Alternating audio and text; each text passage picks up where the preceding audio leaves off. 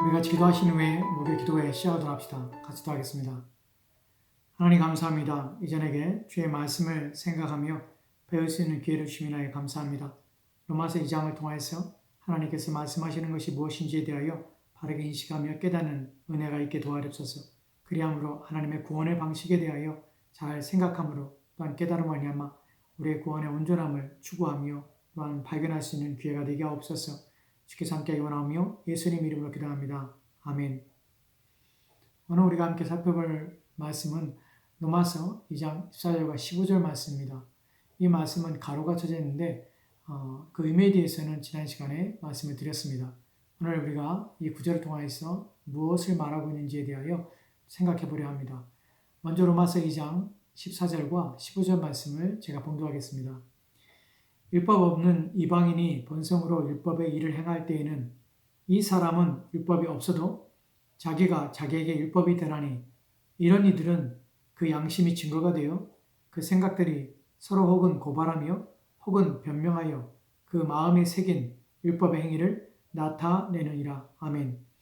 보시는 바와 같이 여러분이 성경을 보면 이 구절들은 가로 안에 넣어져 있습니다. 이 의미는 삽입되어 있는 내용이라는 뜻입니다. 이 구절들을 이해할 때 중요한 핵심 내용은 바울이 말하고자 하는 의도는 유대인이나 이방인이나 동일하게 하나님의 진노를 피할 수 없다는 것입니다. 이것을 증명하기 위해서 바울은 로마서 2장 12절 말씀에서 이렇게 말씀하고 있는데 제가 봉독하겠습니다. 무릇 율법 없이 범죄한 자는 또한 율법 없이 망하고 무릇 율법이 있고 범죄한 자는 율법으로 말미암아 심판을 받으리라. 아멘. 12절 말씀에서 말하고 있는 바는 율법이 없이 범죄한 자는 또한 율법이 없이 망하고 율법이 있고 범죄한 자는 율법으로 말미암아 심판을 받는다고 말하고 있다는 것이에요. 즉 14절과 15절의 내용은 바로 율법이 있느냐 없느냐의 차이가 아니라 둘 다 심판을 받게 되며 복음이 필요하다는 것을 말하는 것입니다. 유대인이나 또한 이방인이나 모두 다 하나님의 진노와 심판을 피할 수가 없습니다. 그렇기 때문에 모든 인간은 복음이 필요한 것입니다. 그리고 예수 그리스도 외에는 구원을 얻을 수 있는 길이 이방인이나 유대인이나 없다는 것입니다. 즉 하나님께서 구원을 내시는 유일한 방식은 오직 예수 그리스도를 믿음으로 말미암아 구원을 얻는 이 방식 외에는 다른 것은 없는 것입니다. 이에 대하여 14절 15절이 말하고 있는 것인데 다시 제가 말씀을 읽겠습니다. 율법 없는 이방인이 본성으로 율법의 일을 행할 때에는 이 사람은 율법이 없어도 자기가 자기에게 율법이 되나니 이런 이들은 그 양심이 증거가 되어 그 생각들이 서로 혹은 고발하며 혹은 변명하여 그 마음에 새긴 율법의 행위를 나타내니라. 아멘. 유대인들은 율법이 있는데 그 율법을 지키지 못함으로 하나님의 진노를 받게 되지만 율법이 없는 이방인들은 율법 없이 어떠한 기준으로 심판을 받는가 하는 것에 대하여 바울은 이방인이 본성으로 율법의 일을 행하게 된다고 말하고 있습니다. 비록 그들이 율법이 없지만 자기에게 즉 그들의 양심이 증거가 되는 것입니다. 그의 생각들이 서로 혹은 고발하고 또 변명하여 그 마음에 새겨진 율법, 즉 그들 마음에 새겨진 도덕의식에 의해서 하나님의 진노와 심판을 받겠다는 것입니다. 이러한 내용을 이해할 때에 우리가 주의에 대해 중요한 것이 있습니다. 바울이 말하고 있는 이 몇 구절을 통해서 사람들이 잘못 이해할 수 있다는 것이에요. 우리는 바울이 말하고자 하는 것이 유대인들은 율법을 지키지 못하거나 또는 지키지 않기 때문에 그래서 심판을 받고 이방인들은 자신들의 율법이 없이 오직 자신의 마음에 새긴 율법에 따라 살지 않는다는 것 때문에 그래서 율법이 없이 심판을 받게 되기 때문에 결국 구원은 율법을 지키는가 또는 마음에 새긴 율법에 따라 사는가 하는 것에 의해서 결정되는 것이 아닌가라고 생각하는 것입니다. 무슨 말인지 아십니까? 율법이 없는 자는 그 양심에 새긴 그 법을 지킴으로 구원을 받을 수 있고 또한 율법이 있는 유대인은 자신들이 주어진 그 율법을 지킴으로 구원을 받을 수 있는 것이 아닌가 라고 생각할 수 있다는 것이 바울이 그렇게 말하고 있지 않은가 라고 이해할 수 있다는 것입니다. 그러나 본문이 바울이 말하고 있는 것은 그런 의미가 아닙니다. 바울이 말하고자 하는 것이 구약의 백성들은 율법에 순종하여 구원을 얻고 이방인들은 마음에 새긴 율법에 따라 삶으로 구원을 받는 것이 아니라고 지금 말하고 있는 것입니다. 이 부분이 민감한 것은 많은 사람들이 호기심을 가지고 해석하기 때문에 그래요. 또한 잘못된 이해를 가지고 이 본문을 오해하기 때문에 그렇습니다. 어떤 사람들은 로마서 2장 14절과 15절을 가지고 복음을 알지 못하며 또한 예수 그리스도에 대하여 듣지 못하고 죽은 이들은 그들의 양심에 따라 선하게 살았는가 하는 것으로 심판을 받게 된다고 믿으며 또한 가르치고 있기 때문에 그렇습니다. 사실 이러한 가르침은 예수를 알지 못하고 죽은 많은 이들이 구원을 받을 수 있다는 희망과 또한 사람들의 마음에 정당하고 공평하다는 인간의 정의에 부합하기 때문에 받아들여지게 되는 것입니다. 만약 이러한 것이 바울의 가르침이고 사실이라면 복음을 땅끝까지 전해야 할 이유가 어디 있겠습니까? 왜냐하면 복음을 전할 받지 않은 자, 받지 못한 자들은 예수 그리스도를 알지 못하고 죽었음에도 불구하고 그들의 행위의 근거가 되어서 그들이 구원을 받을 수 있다고 말할 수 있기 때문에 그렇습니다. 즉 양심이 그들의 심판의 결과이기 때문에 만약 그들의 양심에 따라서 그들에게 도덕의식에 따라서 선하게 살았다면 구원을 받는다면 복음을 전할 이유가 없는 것입니다. 복음을 전하지 않아도 그들의 양심에 따라 충분히 구원을 받을 수 있기 때문에 그렇습니다. 결국 바울이 말하고 있는 것은 그런 의도가 아님에도 불구하고 그런 식으로 이해하고 또한 해석하려고 한다는 것이 또한 이러한 물음에 대해서 성경을 통하여 가르칠 수 있는 부분을 좀 더 여러분에게 좀 구체적으로 말씀을 드려서 이것이 사실이 아님을 여러분에게 좀 증거를 해야 되겠습니다. 첫째로 복음을 믿음으로가 아닌 다른 차원에서 의롭게 되어지는 경우들에 대해서 우리는 어떻게 이해해야 되는가 하는 부분입니다. 이들은 예수님의 속죄사역이나 또한 부활 사건이 있기 이전에 살았던 사람들이 의롭다고 칭함을 받는 경우들입니다. 이들은 마치 그들의 양심의 법에 따라 살았기 때문에 의롭다고 여겨진 것이 아닌가라고 생각할 수 있는 여지가 있는 것입니다. 특별히 누가복음 1장 5절과 6절을 보면 이렇게 기록되어 있습니다. 제가 봉독합니다. 유대왕 헤롯 때에 아비야 반열에 제사장 한 사람이 있었으니 이름은 사가랴요 그의 아내는 아론의 자손이니 이름은 엘사벳이라. 이 두 사람이 하나님 앞에 의인이니 주의 모든 계명과 규례대로 흠이 없이 행하더라. 아멘. 이 구절 속에서 두 사람이 소개되고 있습니다. 세례 요한의 아버지인 사가랴와 그 어머니였던 엘리사벳입니다. 이 두 사람의 평가를 보면 하나님 앞에 의인이라고 합니다. 이들이 의롭다고 인정을 받은 이유에 대하여 주의 모든 계명과 또한 규례대로 흠 없이 행하였기 때문이라고 말을 합니다. 율법을 지킴으로 의롭게 되며 또한 구원을 받는 것이 아닌가라고 의심하게 되며 또한 생각할 수 있는 구절입니다. 또 다른 구절을 한 구절 더 보도록 합시다. 누가복음 2장 25절 말씀입니다. 제가 봉독하겠습니다. 예루살렘에 시몬이라는 사람이 있으니 이 사람은 의롭고 경건하여 이스라엘의 위로를 기다리는 자라. 성령이 그 위에 계시더라. 아멘. 시몬이라는 사람은 의롭고 경건한 자라고 소개되고 있습니다. 그는 분명히 이스라엘의 위로인 예수 그리스도를 기다리고 있는 자였습니다. 즉 그는 예수 그리스도 이전에 이미 의롭다고 인정함을 받았던 사람입니다. 구약의 모든 의롭다고 여겨진 사람들은 모두 이와 같이 복음으로 말미암아 의롭게 되는 것이 아니라 그들의 삶을 통해서 의롭다고 또한 경건하다고 인정을 받고 있다는 것입니다. 그렇다면 그들이 하나님의 율법을 지킴으로 인하여 의롭게 되었으며 그 결과로 구원을 얻은 것이 아닌가라고 생각할 수 있는 것입니다. 분명히 예수님 이전에 살았던 사람들 또한 의롭다함을 받았고 이들은 하나님의 율법을 준행하고 있는 사실입니다. 그들은 도덕법과 또한 십계명을 알고 완전하진 않지만 지키려고 부단히 애를 쓰며 살았던 사람들입니다. 그럼에도 불구하고 자신들이 온전하지 않음으로 인하여서 하나님께서 그들에게 주신 속죄의 규례에 따라 제사를 지냄으로 인하여 사죄함을 받았습니다. 이것이 비록 한시적이고 제한적이며 또 임시적인 방편임에도 하나님께서는 이러한 규례를 통하여서 사람들이 의롭게 되어지는 길을 마련하신 것입니다. 그러나 중요한 것은 이 모든 구약의 규례는 한시적이며 또한 제한적이라는 것입니다. 이는 오실 예수 그리스도에 대한 모형일 뿐만 아니라 또한 상징이었던 것입니다.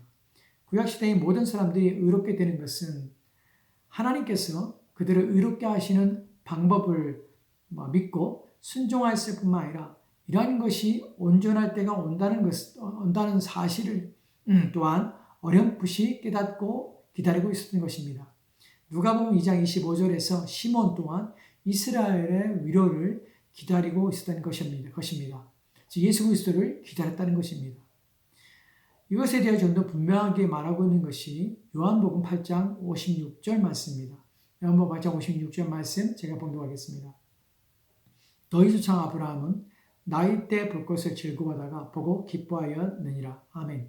예수님께서는 아브라함조차도 자신의 볼 때 볼 것을 즐거워하였으며 또한 보고 기뻐하였다고 합니다. 즉 예수님이 오시기 전에 의롭다고 말씀하시는 것은 그들이 하나님의 율법 자체만을 순종했기 때문이 아니라 그들은 오실 예수 그리스도를 완전히 알지는 못하였지만 사모했으며 바랐으며 그로 인하여 온전해질 것을 믿었다는 것을 의미합니다.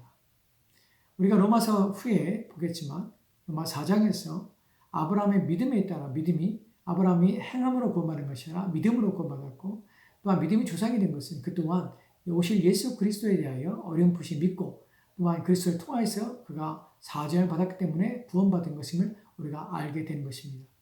이에 대하여 로마서 2장 7절 말씀에 바울이 이렇게 말하고 있는 것을 다시 한번 상기해 봐야 합니다. 로마서 2장 7절 말씀입니다. 참고 선을 행하여 영광과 존귀와 썩지 아니함을 구하는 자에게는 영생을 하시고 아멘. 참고 선을 행하여 영광과 존귀와 썩지 아니함을 구하는 자에게 영생으로 한다고 합니다. 그들에게 주어지는 것입니다. 여기서 영광과 존귀와 썩지 아니함을 구하는 자들이 의롭게 되며 영생을 얻는 것입니다.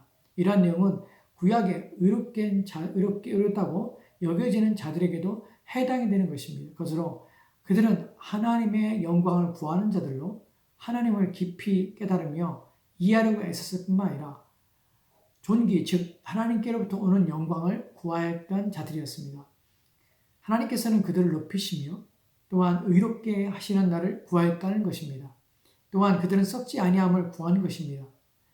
이들은 오실 메시아를 통하여서 이루어질 영원한 나라와 생명을 구하며 살았기 때문에 하나님의 법에 순종할 뿐만 아니라 그로 말미암아 오실 예수 그리스도를 믿고 살았던 것입니다.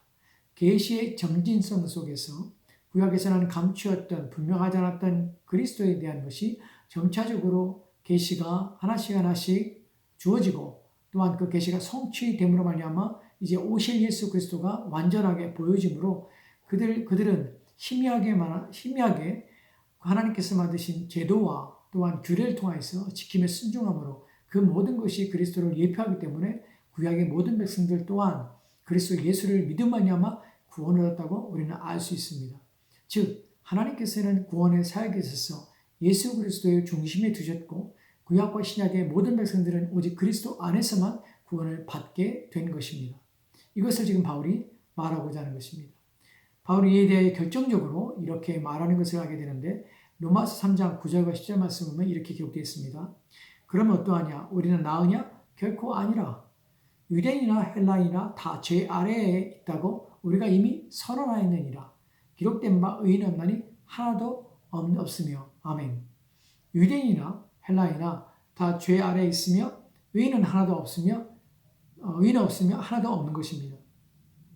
이러한 선언을 통하여서 우리가 알게 되는 것은 결국 의롭게 됨이란 율법을 통하여 주어지는 것이 아니라는 것을 우리가 알게 되는 것이며 또한 이방인에게는 자신이 가지고 있는 도덕의식, 즉 양심을 통하여서 양심의 선하게 삶으로 말미암아 구원을 얻는 것도 아니라는 사실을 바울이 강조하고 있다는 것입니다. 오직 예수 그리스도의 복음밖에는 없는 것입니다.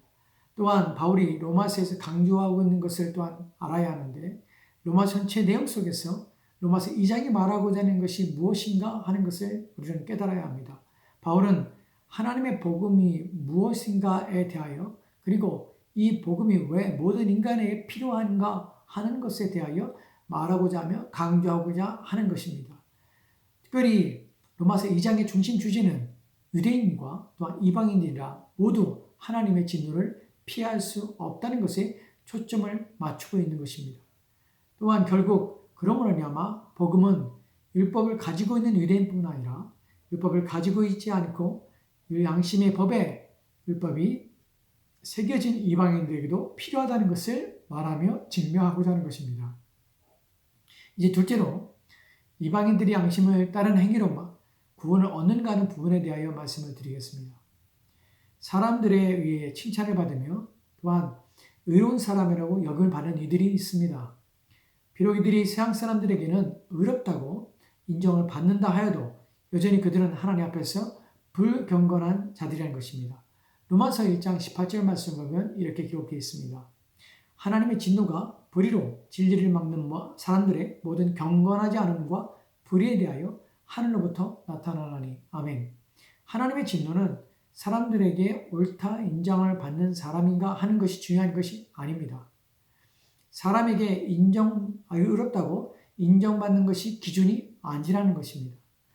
하나님의 진노는 모든 경건하지 않음에 대하여 하늘로부터 나타나는 것입니다. 경건이란 하나님을 아는 것이며 하나님을 두려워하는 것이며 또 하나님의 말씀에 순종하는 것을 경건이라고 합니다. 비록 그들은 다른 사람들과 기준에 있어서 도덕적으로, 윤리적으로 더 높은 수준에 있다 할지라도 그들의 창조주이신 하나님을 거역하였으며 믿지 않았고 그의 법에 순종하지 않았다는 것입니다.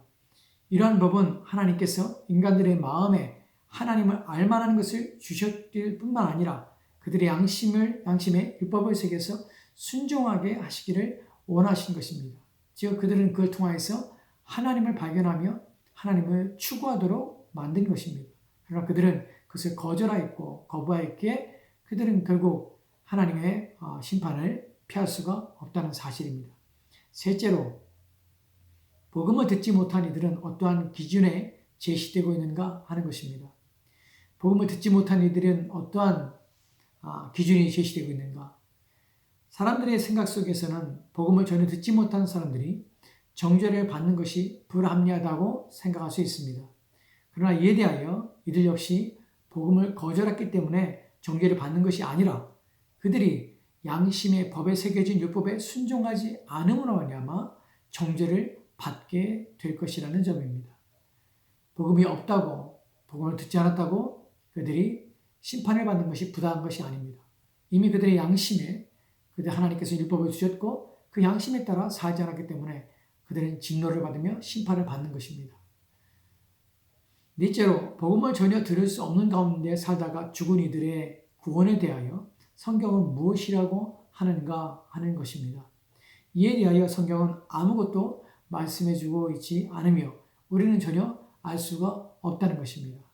오직 성경은 모든 인간의 구원은 오직 예수 그리스도밖에 없다는 것을 가르치고 있습니다.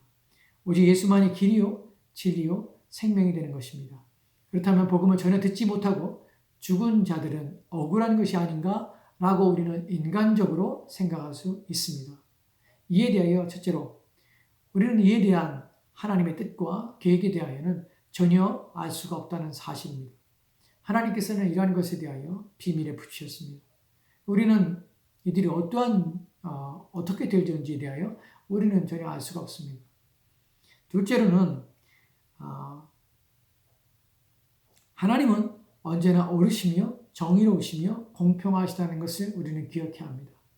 하나님께서는 정의로우시고 공의로우시고 공평하시며 진실하시며 참되신 분이기 때문에 그분의 심판에 있어서 조금도 거짓 없으며 편견과 편애나 왜곡됨이 없다는 사실을 우리는 인식해야 합니다.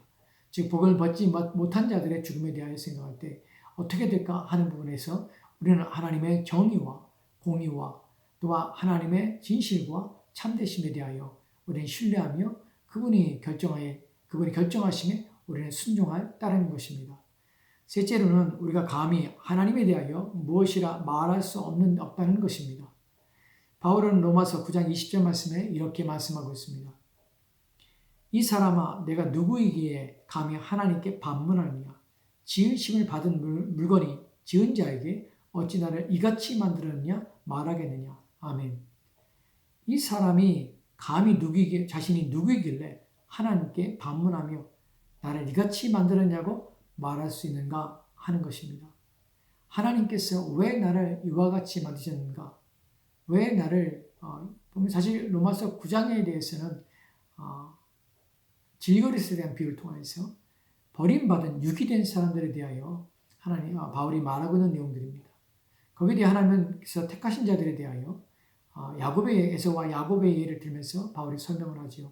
이때에 하나님께 유기된 자들이 버림받은 자들이 하나님께서 왜 나를 이렇게 지으셨습니까? 라고 요구하며 하나님께서는 불공평하시다라고 말하는 데 대하여 바울은 내가 누구이기에 감히 하나님을 실문하느냐. 하나님께 책망하며 또 하나님께 대하여 불평하며 원망할 수 있는가 하는 부분에 대해 말하고 있는 것입니다. 하나님은 모든 인간을 지으실 때에 절대적인 주권을 가지고 계십니다. 그분은 주인이십니다.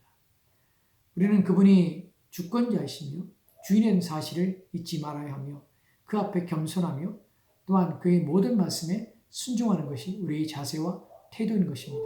왜냐하면 그분이 하시고자 하시는 대로 그의 뜻대로 모든 것을 행하시는 분이기 때문에 그렇습니다. 그렇기 때문에 이러한 것들에 대하여 복음을 전환받지 못하고 죽은 자들에 대하여 어떻게 될 것인가 하는 부분에 대하여 우리가 의문을 갖고 궁금해한다는 것은 성경이 말하지 않는 것에 대하여 우리가 알려고 하는 어리석은 짓입니다. 또한 그것은 하나님의 몫에 있고 하나님의 선하심과 공의로우심과 정의로우심의 판결 앞에 두어야 될 것이며 또한 그분이 어떻게 하든 간 그분의 주권자이시기에 그분의 판단과 판결과 그분이 행하시는 것들은 모두가 선하며 아름다우시며 옳으시며 또한 진실하시며 참될 뿐이라는 사실을 믿어야 할 것입니다. 이것이 우리가 하나님에 대하는 방식이며 또한 하나님은 그러하신 분이십니다. 우리는 이러한 사실 통해서 오직 하나님께 영광을 돌릴 뿐입니다. 또한 그러한 말미암아 우리는 하나님 앞에 우리의 구원이 얼마나 감사한 것인지 하나님 우리를 택하시고 우리를 불러주신 것이 얼마나 고맙고 또한 우리가 깊이 마음에 새겨 우리가 구원의 은혜에 대하여 우리의 마음속에 신앙의 동기와 또한 생활을 바르게 해야 될지를 깊이 깨닫는 또한 근거가 되고 동기가 되어야 됨을 우리 잊지 말아야 할 것입니다. 같이 기도하도록 합시다. 하나님 오늘 주의 말씀을 통하여서 우리가 깨달은 바를 깊이 인식하며 이해할 뿐만 아니라 하나님이 주권자시여 주인이심을 고백하며 오직 주께 맡기도록 도와주옵소서. 그러나 우리 또한 하나님 앞에 죄를 지은 죄인들이었음을 기억하며 그 죄인 가운데 우리 구원하여 주셔서 하나님의 자녀가 되게 하셨음을 알고 또한 그 자녀가 되게 하심을 통하여서 우리를 구원하신 목적에 따라 순종하여 우리 구원을 이뤄가는 믿음의 사람들 되도록 주여 도와주시기 원합니다. 주께서 우리와 함께 원하며 감사드리며 예수님 이름으로 기도합니다. 아멘.